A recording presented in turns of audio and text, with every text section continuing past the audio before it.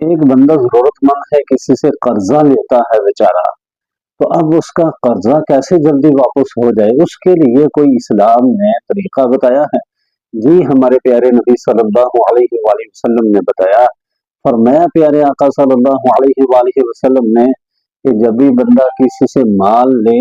اور اس وقت یہ اگر نیت کر لے اس کے واپس کرنے کی، تو اللہ رب العزت اس کے واپسی کا، اس کی ادائیگی کا انتظام فرما دیتے ہیں۔ کتنا جو ہے وہ آسان طریقہ ہے، اس وقت نیت کر لے اور یہ نیت کر لے کہ اے الہ العالمین، اللہ سے دعا کرے کہ یا اللہ، تیرے پیارے حبیب صلی اللہ علیہ وآلہ وسلم کا فرمان ہے